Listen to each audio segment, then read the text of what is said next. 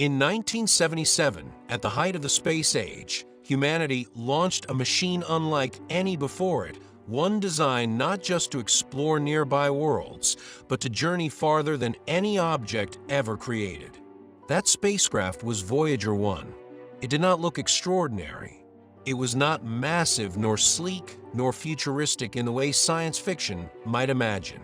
It was a collection of instruments, antennas, and systems built with precision, but also with limits. It carried a finite supply of power. It had no ability to repair itself, and yet it was designed to endure. What no one fully realized at the time was just how far that endurance would take it. At launch, the mission of Voyager 1 was ambitious, but clear. It would explore the outer planets, worlds that, until then, had only been seen as distant points of light. It would capture images, measure environments, and send back data that would redefine our understanding of the solar system. But there was something special about the timing. A rare alignment of the giant planets, Jupiter, Saturn, Uranus, and Neptune, had created a narrow window of opportunity. A spacecraft could move from one planet to the next using gravity to accelerate, gaining speed with each encounter. It was a natural pathway through the solar system, a cosmic corridor, and Voyager 1 was sent to follow it. As it left Earth behind, the spacecraft began a journey that would take it farther than any human-made object in history. Its first destination was Jupiter.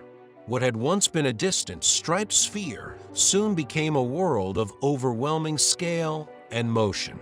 Clouds churned in massive bands, driven by forces deep within the planet. Storms raged across its surface, including the Great Red Spot, a storm so vast it could engulf the Earth entirely. Lightning flashed beneath thick layers of gas. Radiation filled the space around the planet. Jupiter was not calm. It was alive with energy. But the most profound discovery came not from the planet itself, but from its moons. When Voyager 1 turned its instruments toward Io, it saw something no one expected. Volcanoes. Active erupting volcanoes, sending plumes of material hundreds of kilometers into space. This was the first time such activity had been observed beyond Earth. It changed everything. It revealed that even in the cold outer solar system, worlds could be geologically active, dynamic, evolving. The solar system was no longer a collection of static objects. It was a system of living worlds. From Jupiter, Voyager 1 continued onward.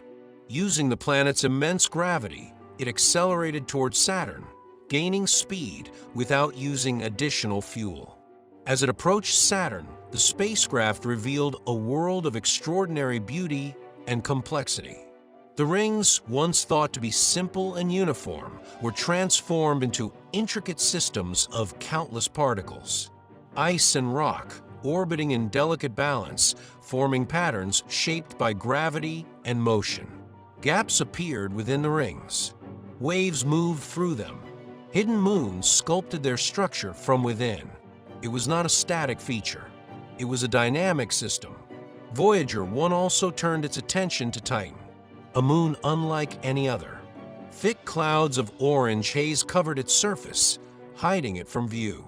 But within that atmosphere, the spacecraft detected something remarkable: complex organic molecules drifting in a dense, nitrogen-rich environment.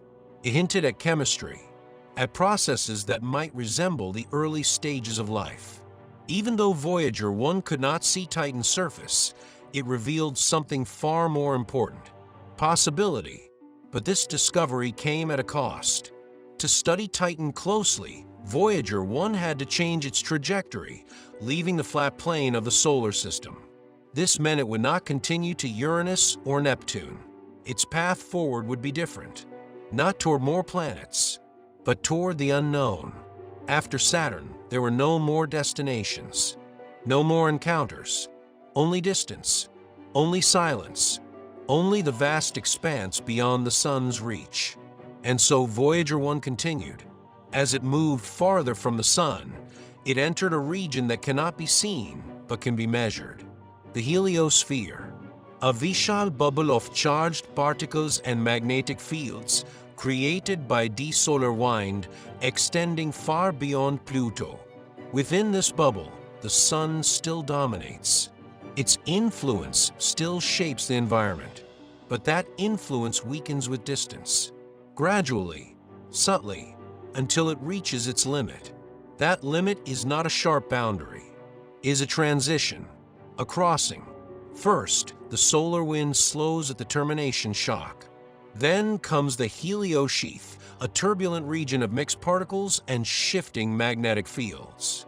And finally, the heliopause, the edge, the point where the sun's influence gives way to interstellar space.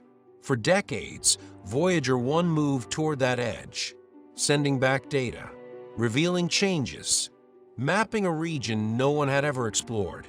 And then, in 2012, it crossed. The change was not visible. There was no sudden moment, no clear line. But the data told the story. Solar particles dropped sharply. Cosmic rays increased. The magnetic field shifted. The environment changed. Voyager 1 had left the solar system. It had entered interstellar space. Today, Voyager 1 is more than 20 billion kilometers from Earth, a distance so vast that it defies ordinary understanding. Light, traveling faster than anything else in the universe, takes over 20 hours to reach it. Every signal sent is a delay. Every response is a wait. Communication is no longer immediate. It is an act of patience. And yet it continues. Through NASA's Deep Space Network, faint signals still arrive. Weak, distant, but real. Inside the spacecraft, a handful of instruments remain active, measuring cosmic radiation, magnetic fields, and the density of interstellar particles. Each bit of data is a fragment of a place we cannot reach, a place we can only understand through this one distant messenger. But Voyager 1 carries something else, something beyond science. Attached to its side is the Voyager Golden Record, a gold-plated disc, a message, a time capsule. Encoded within it are the sounds of Earth, wind, rain, thunder, the rhythm of waves against a shore, the voices of humanity speaking in many languages, music from different cultures, classical, traditional, modern. Moments of joy, moments of life, is not meant for us. It is meant for the unknown, for any intelligence that might one day encounter this small, drifting object. It does not explain everything. It does not answer every question. It simply says, "We were here." As time passes, Voyager 1 grows weaker. Its power source, based on radioactive decay, slowly diminishes. Engineers carefully manage what remains, turning off systems to extend its life. One by one, its instruments will fall silent. Its voice will fade, and eventually, the signal will stop.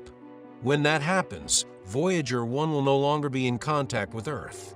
It will continue alone, silent, unseen, drifting through interstellar space. But its journey will not end. In tens of thousands of years, it will pass near distant stars. In millions of years, it will travel across regions of the galaxy we cannot imagine. In hundreds of millions of years, it will orbit the center of the Milky Way. It will outlast nations. It will outlast civilizations. It may outlast humanity itself. And still, it will carry that golden record. Today, when we ask where Voyager 1 is, the answer is no longer simple. Is not just far away. Is beyond the familiar, beyond the planets, beyond the sun. Is between the stars. A tiny object, a distant signal, a silent traveler, moving steadily through the darkness. Every second, it moves farther. Every moment, it carries our story deeper into the cosmos. Because Voyager 1 is not just a spacecraft. It is a beginning, the first step beyond our solar system, the first human-made object to enter the galaxy itself. And somewhere, in the vast, cold silence of interstellar space, it continues, drifting, enduring, carrying Earth with it, forever.